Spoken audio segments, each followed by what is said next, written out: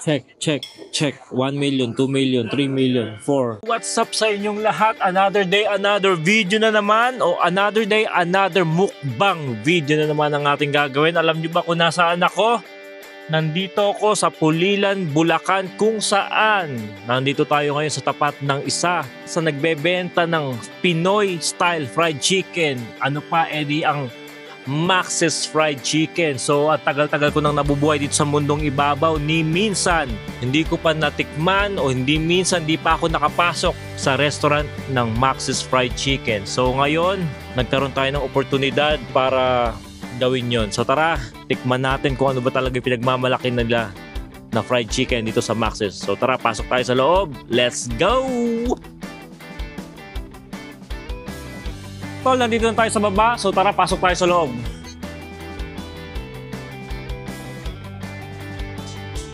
So ayan mga tol, nandito na tayo sa loob. Tumitingin-tingin dito sa kanilang menu. Ang dami pala nilang klaseng pagkain dito. Pero syempre, kung saan sila sikat, yun ang titikman natin. Kundi yung kanilang fried chicken.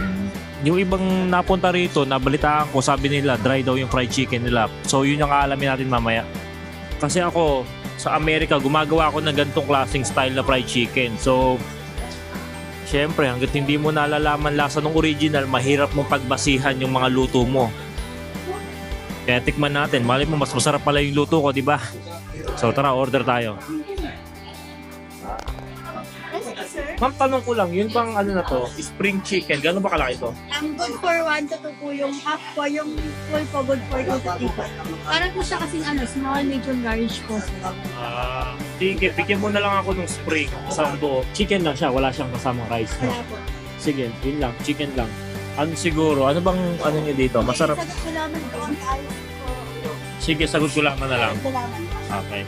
That next for Sige lang. Okay, salamat. Okay, mga tol, naka-order na nga tayo.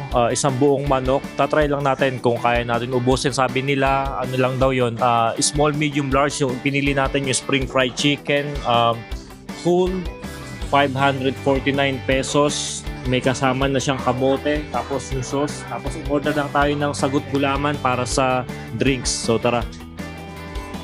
Ito na mga tol yung in-order natin. Nakitang-kita nyo naman ng crispy niya. Grabe. Bango. So tara, gagawa lang tayo ng sausawan natin. Meron ditong ketchup. Siyempre, ketchup. Na ayaw mataktak. Tapos meron din sila ditong Worcestershire sauce. Worcestershire sauce. Tapos lagyan lang natin ng hot sauce. Ayan, damihan natin. Para sa drinks, meron tayong sagugulaman.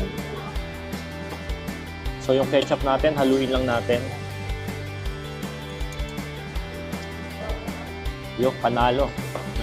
Tunong lang pala gumawa ng sausawan dito. Oh. Akala ko ibibigay nila sa'yo na nakahalo na.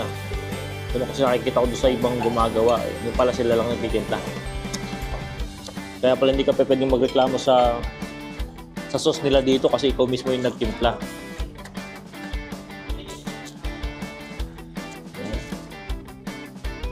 Oh, ano ba natin ito gagawin? Kakamayin ko na lang. Wala nang arte-arte ha. Oh, dito muna tayo sa kamote. Ay, dapat pala wala mo ng sausaw. Teka lang. Wala mo ng sausaw, kamote.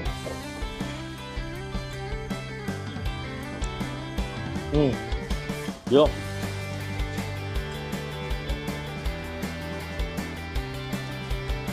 Sakto lang.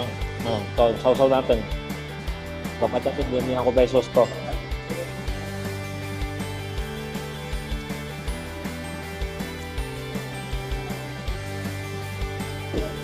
Yung kamote niya sakto lang pero parang dry.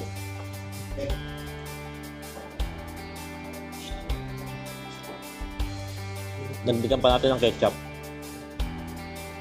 Kasi baka kapusin ako doon sa manok. Tapos dagdagan din natin ng hot sauce. Yan.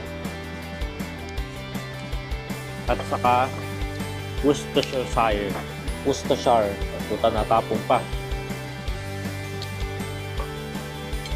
Tapos halo lang ulit. Game na. Manok. Gutom na ako. Nahin na kagad natin dito sa legs. Ayun o. Lambot. Tangina, mukhang masarap. Man. Pero yung manok niya, ito yung spring chicken nila dito, maliit lang siya. Okay? Tawsaw natin. Ayan.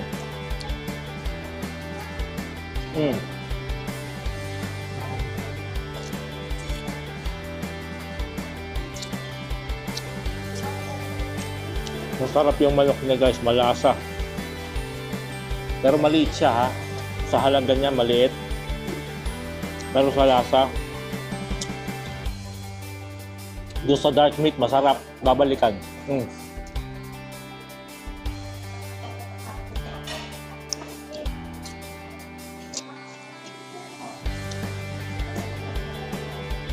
Buti pala isang buong manok yung in-order ko.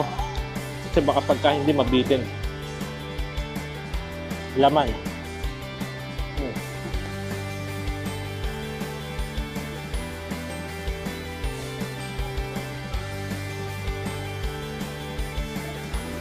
Malaki sa gugulaman.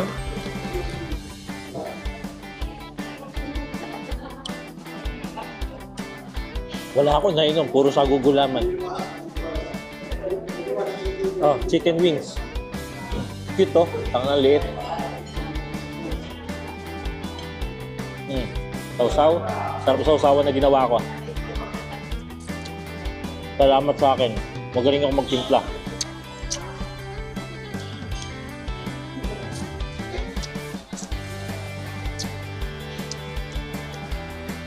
Regular UFC lang pala to. Tulak nyo lang. Ayaw masyado na perito.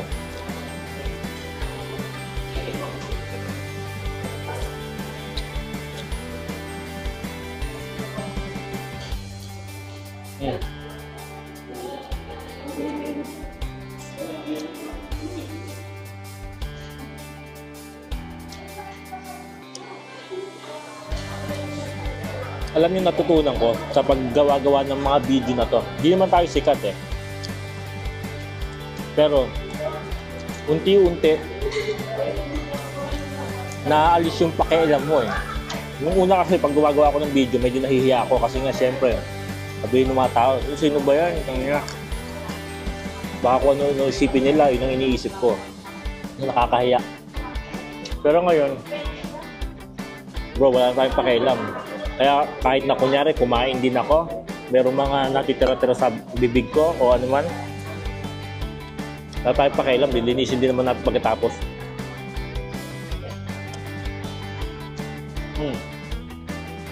Kamote.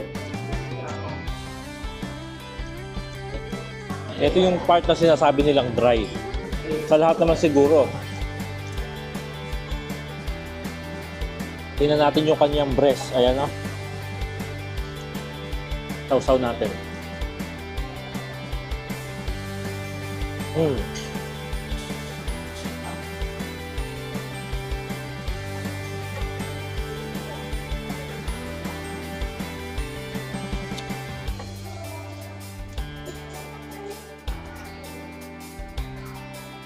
So yung breast area niya, breast part, matansik pa yung manok.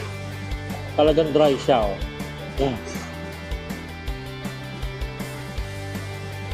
Technique dito, pagka kakainin nyo, huwag nyo kakainin ng isang malaking subo.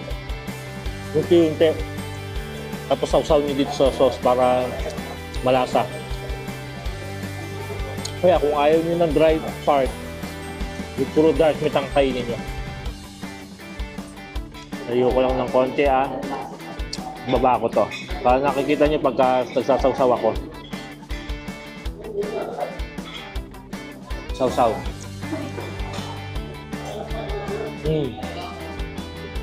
So yung breast area niya medyo may katabangan. Siguro maganda rito, after nilang pagkapirito, binudburan muna na lang ang konting asin. O kaya naglagay sila sa table ng asin paminta para yung mismong customer na yung kukuha ng asin niya.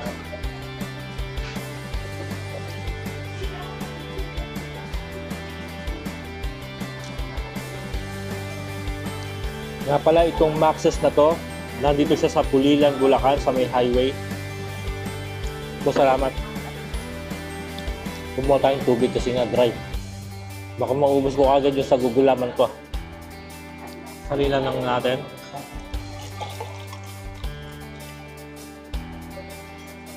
Social yung tubig nila, may palemon.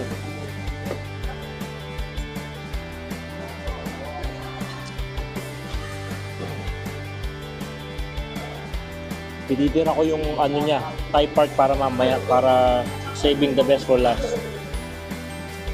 Press ulit. Ayan, himayin natin.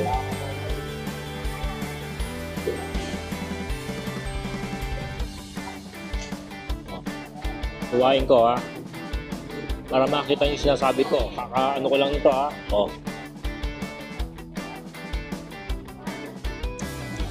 Dry talaga. Mas matabang. Kaya tip dito, himayin nyo na maliliit na ganyan para madaling makain, tapos sausaw para may lasa. Himayin, sausaw. Next time siguro, ang tatry ko rito yung nila, crispy pata. Nakita ko kasi may crispy pata sila. Breast ulit. Ano mo kinaganda rito? Yung chicken skin nila, crispy, masarap. Sa ganitong klaseng pagluluto talaga, pag-iisipan mo kung ano bang mas importante sa'yo, yung crispiness ba o yung juiciness. Kasi ito crispy siya Kaya lang, yun nga, nag-dry kasi na-expose yung yung sa breast area niya. Kasi nakabukas Kinaganda lang nun, wala kayong magiging reklamo pagdating sa kung luto ba yung manok o hindi.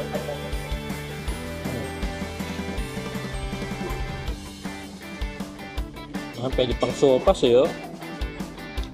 na ganyan-ganyan Himay-himayin nyo para pag sinawsaw nyo sa sawsawan, pasok yung lasa. Saka madaling mo yan. Tinitingnan ako ng crew. Nakita kasi nilang nagbibideo ako. Kala siguro nila sikat na vlogger ako. Hindi pa boss, malapit pa lang. Siguro mga 1 million follower pa. Kamote.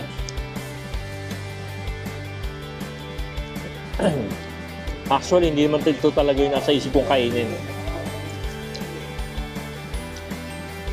Nagkataon lang na pupunta ako ng BDO at ito yung katabi ng BDO dito sa Pulilan.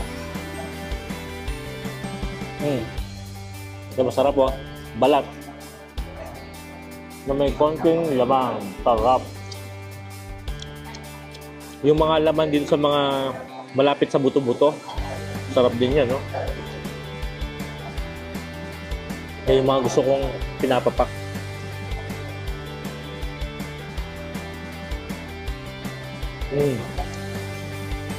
Ito na, lahat malasa na to. Sana clear yung boses ko pag sa recording. Kasi medyo may maingay ng konti dito. May mga taong nagkikwentuhan sa paligid natin. Dapat pala sinabayan ko, nag-live na rin ako sa Facebook. Yung kamote fries niya, basic na basic. Siguro 5/10 sa atin to. Meron kasi kung mga nakainan na masasarap na sweet potato fries. Yung crispy pa rin. Tostado pero crispy. Na yung loob niya airy. Ito kasi hindi itong ginawa nila parang ka lang gumawa talaga ng kamote fries sa bahay. Binalatan mo yung kamote, hiniwa mo ng parang pa-fry, saka mo nilubog sa mantika. Ganun-ganun ang lasa. Ang kinaganda naman sa mga ganung klase, alam mo wala silang masyadong nilagay na chemical o ingredients na ano, masama. Hindi masyadong na-proseso. Ito leg.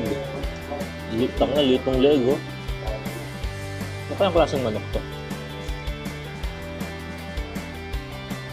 Ito isa sa pinaka-paborito kong parte ng manok. Leg. Paborito din ito ng anak ko.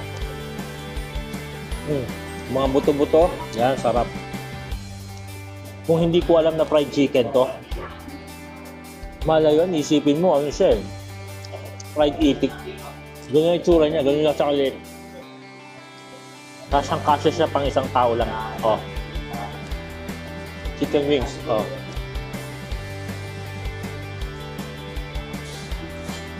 Yun kung gano'n kalit yung ano niya, drum.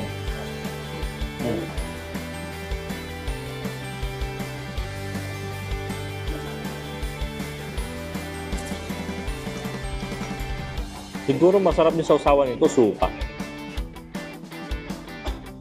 Kaya gravy, ba't kaya wala silang gravy?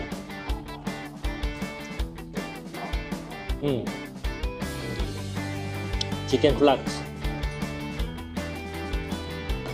Ito mo yung dulo ng manok, yung mismong tip. Tingnan natin. Crispy eh.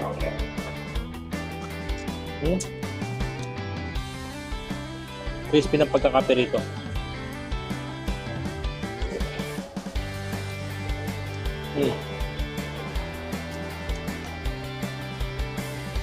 Kita ng manok, game.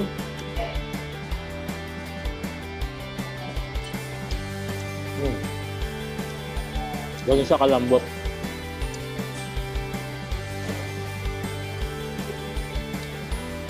Subuhin lang natin.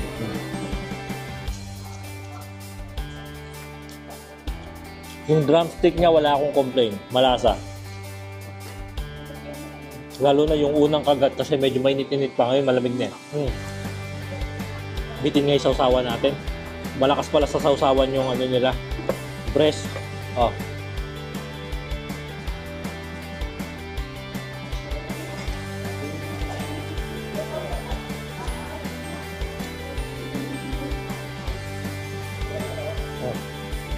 Chicken thigh, liit lang oh.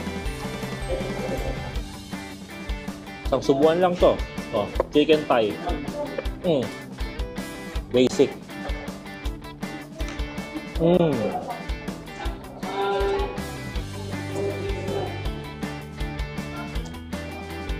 Sarap ng kagat na yun ah. So, tostadong laman loob.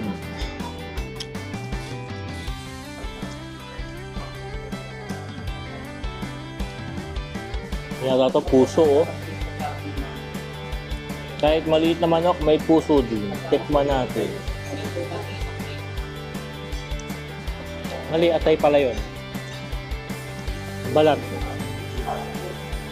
Yun ang masarap. Putang na. Oh, yan binabayaran dyan. Shit. Oh, saw-saw. Malasa.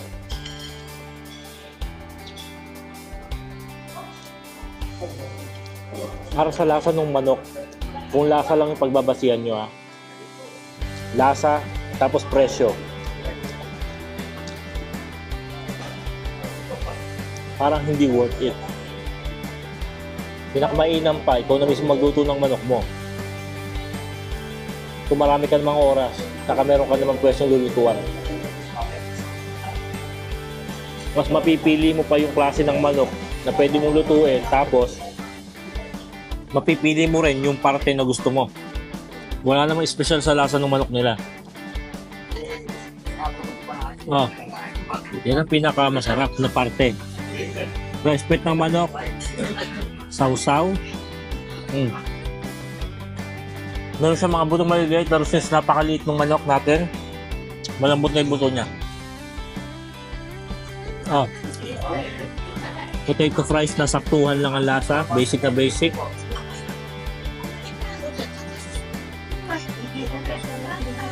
Ayoko yung fries.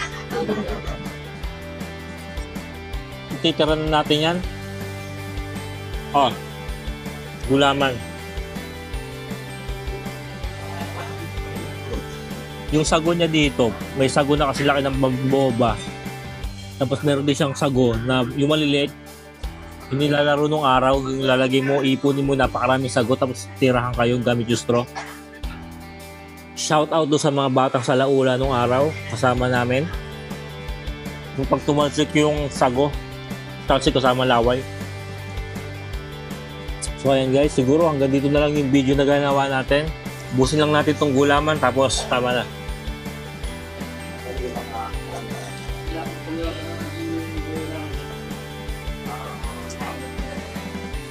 So ayan mga tol, salamat sa panunood. Hanggang dito na lang yung video natin. Papapaalam na ako. Diretso na ako video. Bye-bye!